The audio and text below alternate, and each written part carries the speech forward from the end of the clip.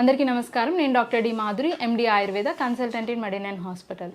Insomnia గురించి ఈరోజు మనం తెలుసుకుందాము. సో ఇన్సోమ్నియా అంటే మనకి నిద్ర సరిగ్గా పట్టకపోవడము, సరిగ్గా నిద్ర పట్టకపోవడాన్ని మనం ఇన్సోమ్నియా కండిషన్ అంటూ ఉంటాం. సో అసలు ఈ ఇన్సోమ్నియా అనేది ఎవరెవరిలో ఎక్కువ చూస్తాము, అసలు ఎందుకు ఈ ప్రాబ్లం అనేది ఎక్కువ మంది ఫేస్ చేస్తున్నారు అనే దాని గురించి తెలుసుకోవాలి. సో అసలు ఈ ఇన్సోమ్నియా వల్ల వచ్చే రిస్క్ ఫ్యాక్టర్స్ అంటే సరిగ్గా నిద్రపోకపోవడం వల్ల ఎటువంటి హెల్త్ హజార్డ్స్ అనేవి వస్తున్నాయి, అంటే ఎటువంటి మనకి కాంప్లికేషన్స్ అనేవి వస్తున్నాయి అనేది కూడా తెలుసుకోవాలి. ఎందుకంటే ఈ మధ్య కాలంలో నైట్ టైం ఉంటున్నా సరే నిద్రపోకుండా ఎక్కువగా ఫోన్ చూసుకోవడము, లేకపోతే వేరే ఏమన్నా మూవీస్ చూడడము, ఆల్టర్నేట్ రిలాక్సేషన్స్ అనేవి ఎత్తుక్కుంటున్నారు. బట్ ఏంటి అంటే టైంకి నిద్రపోకపోతే మనకి బాడీకి ఫుడ్ ఎంత ఇంపార్టెంటో స్లీప్ అంత ఇంపార్టెంట్. సో స్లీప్ డిస్టర్బెన్సెస్ కానీ అట్లాగే సరిగ్గా నిద్రపోకపోవడం వల్ల చాలా హెల్త్ కాంప్లికేషన్స్ అనేవి వస్తాయి.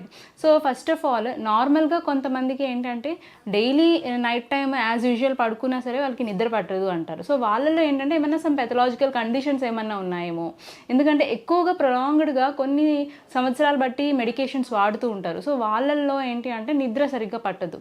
సో ఎక్కువ మెడిసిన్స్ వాడిన వాళ్ళల్లో డయాబెటిక్ పేషెంట్స్ కానీ లేకపోతే ఏమన్నా స్కిన్ రిలేటెడ్ ఇష్యూస్ ఉన్న వాళ్ళల్లో కానీ ఎక్కువ పెయిన్స్కి రిలేటెడ్ మెడిసిన్స్ ఎక్కువ వాడినా సరే వీళ్ళల్లో సరిగ్గా నిద్ర అనేది ఉండదన్నమాట. సో నెక్స్ట్ వచ్చేసి స్లీపింగ్ పోస్చర్ కూడా చాలా ఇంపార్టెంట్. సో స్లీపింగ్ పోస్చర్ కూడా ఇర్రెగ్యులర్గా అట్లాగే అంటే బెడ్ కూడా ఏంటంటే ఎగుడు దిగుడుగా ఉండడము, అలా ఏమన్నా ఉన్నా సరే స్లీప్ డిస్టర్బెన్సెస్ వస్తాయి. అట్లాగే ఎక్కువ వెంటిలేషన్కి ఎక్స్పోజ్ అవ్వడము, ఎక్కువ లైట్స్కి ఎక్కువ ఎక్స్పోజ్ అవ్వడము, ఇలా ఉన్నా సరే నిద్ర అనేది సరిగ్గా పట్టదు. నెక్స్ట్ ఇంకా ఎక్కువ స్ట్రెస్కి గురైన, ఎక్కువ ఆలోచనలు ఏమన్నా ఉన్నా, ఎమోషనల్గా డిస్టర్బ్డ్గా ఉన్న వాళ్ళల్లో కూడా నిద్ర అనేది సరిగ్గా ఉండదు. సో ఇవన్నీ మనం అనాలిసిస్ చేసుకోవాలి. సో దేనివల్ల నిద్ర పట్టట్లేదు అనేది. అట్లాగే నైట్ టైం కూడా ఎక్కువ హెవీ ఫుడ్ తీసుకున్న వాళ్ళల్లో కూడా నిద్ర అనేది సరిగ్గా ఉండదు. అది కూడా ఆఫ్టర్ 9-10 తీసుకున్న ఫుడ్ ఎక్కువగా తీసుకున్న వాళ్ళలో నిద్ర అనేది సరిగ్గా పట్టదు. ఎప్పుడైనా సరే ఫుడ్ తీసుకున్న తర్వాత మినిమం 2 to 3 hours గ్యాప్ ఉండాలి పడుకోవడానికి. అప్పుడే మనకి డైజెషన్ ప్రాపర్గా అవుతుంది అండ్ కంటి నిండా నిద్ర కూడా పడుతుంది. సో ఈ నిద్ర సరిగ్గా పోకపోవడం వల్ల ఎటువంటి రిస్క్ ఫ్యాక్టర్స్ ఉంటాయి.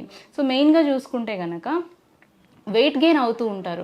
సో ఎక్కువ ఓవర్ వెయిట్ అవ్వడానికి రీజన్ అనేది ఏంటంటే నిద్ర పట్టకపోవడము, సరిగ్గా పడుకోకపోవడము, టైం టు టైం అంటే కంప్లీట్ స్లీప్ అనేది లేకపోవడము, అట్లాగే దేని మీద సరిగ్గా కాన్సన్ట్రేషన్ అనేది ఉండదన్నమాట. సో మూడ్ స్వింగ్స్ ఉంటాయి. అట్లాగే ఏదన్నా ఎవరితో అన్నా మాట్లాడుతున్నప్పుడు ఎక్కువ ఇరిటేట్ అవ్వడము, దేని మీదన్నా ఫుల్ ఫోకస్డ్గా కాన్సన్ట్రేటెడ్గా లేకపోవడము. సో ఇవన్నీ మనము ఇన్సామ్నియాలో చూస్తూ ఉంటాము.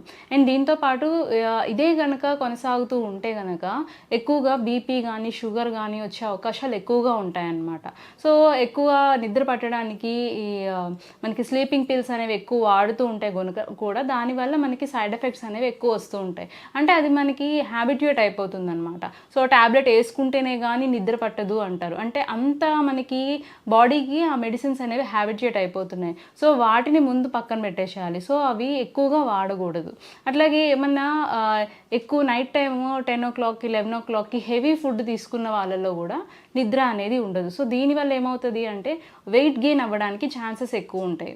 అట్లాగే బీపీ రావడము, షుగర్ రావడము, వీటికి మెయిన్ రీజన్ అనేది మనము ఇర్రెగ్యులర్ ఫుడ్ తీసుకుంటూ స్లీప్ సరిగ్గా లేకపోవడము. సో ఇవన్నీ అందుకే చిన్న వయసులోనే షుగర్ వస్తుంది, బీపీ వస్తుంది అనడానికి రీజన్లో first one of the reason ఇది కూడా ఉంటుందన్నమాట. సో దీంతో పాటు మనము ఇంటర్నల్గా మెడిసిన్స్ అంటే ఇప్పుడు ఆయుర్వేదిక్లో ఎటువంటి సైడ్ ఎఫెక్ట్స్ లేని మెడిసిన్స్ అనేవి ఇస్తూ ఉంటాము. సో దానివల్ల ఏమవుతుంది అంటే నిద్ర అనేది కరెక్ట్గా మనకి రెగ్యులేట్ అవుతుందన్నమాట. సో నార్మలైజ్ అవ్వడానికి అవకాశాలు ఎక్కువగా ఉంటాయి. సో దీంతో పాటు పంచకర్మలో మనకి శిరోధార అనే ట్రీట్మెంట్ అనేది చేస్తూ ఉంటాం.